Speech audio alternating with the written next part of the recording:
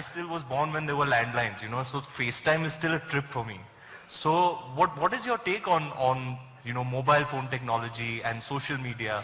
What is it doing? How is it the new evolution? Like, this is what human beings were, and now we have a cell phone, and that is the extension of us now. See, every machine we have created is just about this, extending our faculties in some way.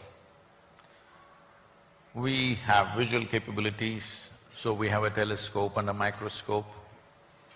We can speak, so we have a microphone and a telephone.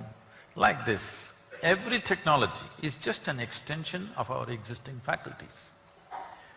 Now, if I speak through a landline, it was okay, but now I have a mobile phone which is far more comfortable. Now that is not okay? No, it's perfectly okay. I know what landlines meant. I'm talking about 35, 36 years ago when I was driving all over the country, building Isha Foundation, village to village, town to town, always on the road. So I have telephone days. I don't know whether you have seen those things, maybe you should have seen. The blue boxes, those telephone booths, local STD, ISD, those blue boxes, horrible tin boxes. So on the highway I will find one blue box, it's my day to call. So I never had a telephone book, very easily I remembered 800 to 900 numbers and names. So I go, first as soon as I go, I will pull out 5,000 rupees and give it to that guy. He won't understand why. I said, just keep it. There's a down payment for you. Because normally a call costs you 5 rupees, 10 rupees, 15 rupees like this. I give him 5,000 rupees, he doesn't know what's coming. Now I go into the booth, this black, horrible smelling phone. Some of them had it serviced with some perfume, rest were… everybody's bad breath was there in it. Then I call and call and call 4, 5, 6 hours, I make all the calls I need to make for the month. And then other people who want to make phone calls, some local calls, something, they all come there, they're gesticulating at me that I'm not coming out. But that guy takes care of them because I already paid him 5,000 bucks. So I would finish all my calls and get into my car and drive on. Today, if I just tell somebody's name, my phone calls, yeah, it's a done thing. I'm hugely appreciating the technology. Some people are complaining, but they're complaining not about the technology. They do not know that what they're actually complaining is about their own compulsiveness. Compulsive usage has come. This problem is not just with phone. If they start eating, they don't know when to stop eating. If they start drinking, they don't know when to stop drinking. If they start doing something, they don't know when to stop it. So this compulsiveness is there in all aspects of life. Now the gadget has become a drug. It keeps people engaged, but it's also keeping a lot of people out of drink. At least there's something good about it. So compulsiveness is not what we need to handle. Technology is a tremendous enabler. Nobody should ever complain about it, otherwise we must put you in that blue box with a black phone. You will understand, even my finger used to hurt a lot at the end of the phone calls. Guruji, you said that, we should not be the problem but a part of the solution. And you also I know that you are so committed and concerned about the rivers of our country. And you've also basically tried to engage, the country, youth and various parts of the society to really understand what this issue is. How successful have you been up to now in getting people to understand why they need to be part of this solution?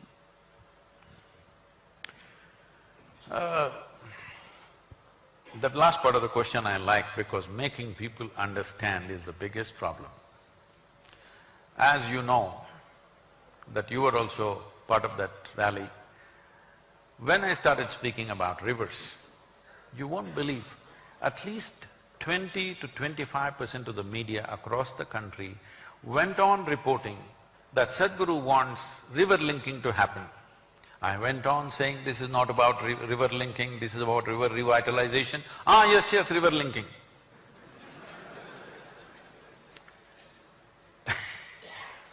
I'm saying professional reporters, reporting like this all over the place. Some, I think by intent, just to mislead the public. Some, it's fixed in their head, rivers means linking. Because so many people have spoken about linking, they think it's about linking. This is a fundamental thing we need to understand. Our rivers in this country are largely rain-fed or forest-fed rivers. Only 4% of our river water is glacier-fed. We are always trying to do what Europe does or America does. Most of our modules we've picked up in the form of dams, in the form of canals. This is all imitation of European way of doing things.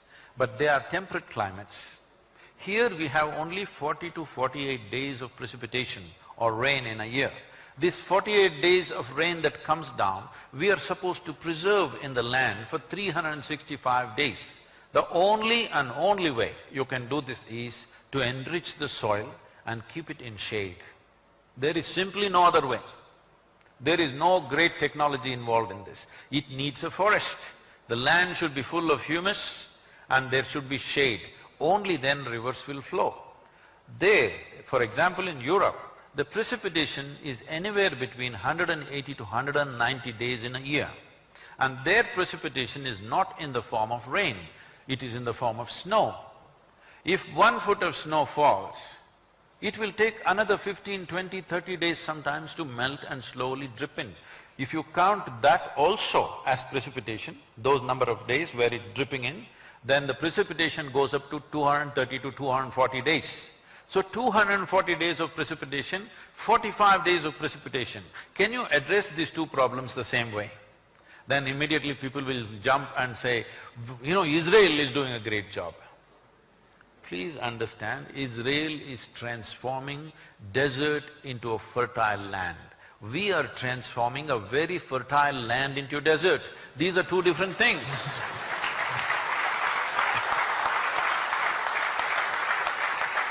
So, have we managed to make the whole nation understand? Maybe not, but we have managed to make the central government understand, Niti Aayog understand, a few state governments to understand, and the policy, almost 80% of the recommendations are already in the policy, and budget is being allocated for at least about 20 to 30% of the policy, budget is being allocated. It is less than a year. I think it's very, very agile response from the government. It's phenomenal. And United Nations took this up in a big way, and on March 22nd, which was the World Water Day, we launched what is called as a decade of action, because the recommendations we have made is relevant for all tropical nations. So a decade of action has been launched by United Nations, behind which there is a budget of some $2 billion.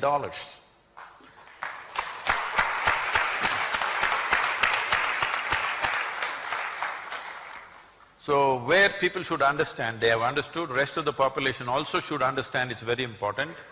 But this rally for rivers, all of you should understand, was driven mainly to make policy changes. First thing they will ask is, okay, where shall we plant trees? I said, no, you don't plant trees. What should we do? What should you do? There are 3 things you should do. You must give a missed call, you must make your friend give a missed call, and make his friend give a missed call, and that's all you do. Missed call, will it bring up a river? No, this is a democratic society. Here, unless there are numbers, nothing will change. You need numbers. And because we got 162 million people supporting the Rally for Rivers, which is the largest movement ever on the planet. Because of that overwhelming support from all the people in the country, we gave the policy document to the Prime Minister at 6:15 or 6:20 in the evening.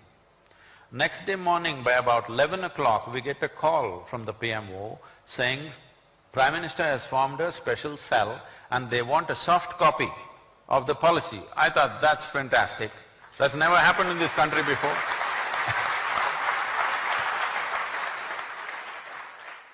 You watch the news? Always.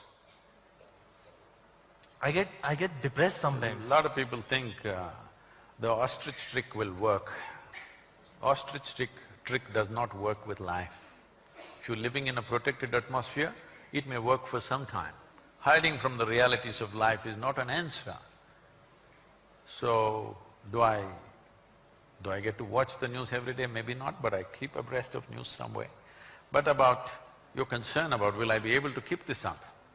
Well, it's very much possible for every human being if they just do a few things right with how they sit, how they stand, how they breathe, how they eat. If they just take care of a few things, a simple process, every human being is capable living in a very energetic way throughout their life. Most of them are sitting wrong, standing wrong, breathing wrong, eating wrong, and they're wondering why it's not working. It doesn't work like that. In this life, in this planet, unless you do the right things won't happen to you.